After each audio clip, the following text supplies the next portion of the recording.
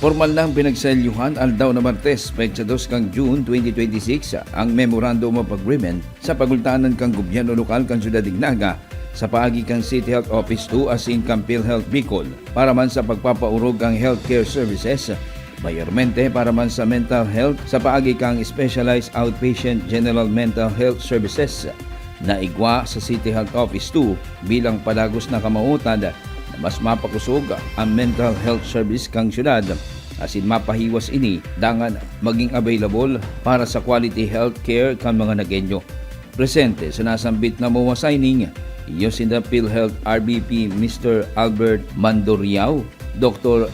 Early Arvin Cabral, ang Head of Office kang City Health Office 2 asin Assistant City Health Officer Miss Anel San Pablo kang PhilHealth Camarines Sur, asin si Alcalde Lenny Robredo kay Riba Sinda City Councilor Gail Abunal Gomez, mga representante kang City Health Office sa pamamayo ni City Health Officer Dr. Ronnie Amaranto.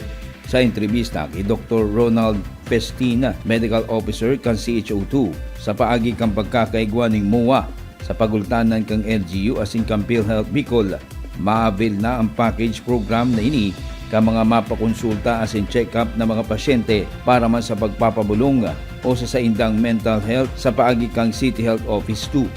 Specialized Outpatient Mental Health Provider na ang Naga City Health Office 2 na pwede nang i-avail ka mga PhilHealth members maging kan sa indang mga dependents para sa indang financial assistance sa general asin specialized care sa good sa 9,000 pesos annually para sa konsultasyon, diagnostic asin basic psychoeducation kabali ang mga bulong. Currently po may mental health services naman po kita sa City Health Office 2. So para po maging sustainable po siya, maging covered po siya ng PhilHealth, nag-contract sign po kita.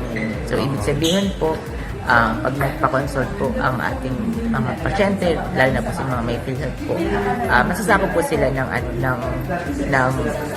package po ng mental health. So ang mangyayari po, pag si consult po, sako po si general laboratory, sako po, pati po si assessment and medications po, sako po ng PhilHealth. Okay. So pag nagpa-check po sinda, sako po sila ng PhilHealth, makakover po sila.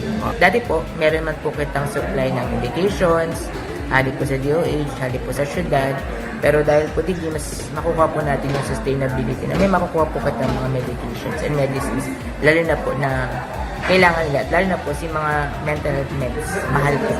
Medyo may presyo po sila na medyo malabong masustain na rin. Lalo na po sa mga nangangaipuhan.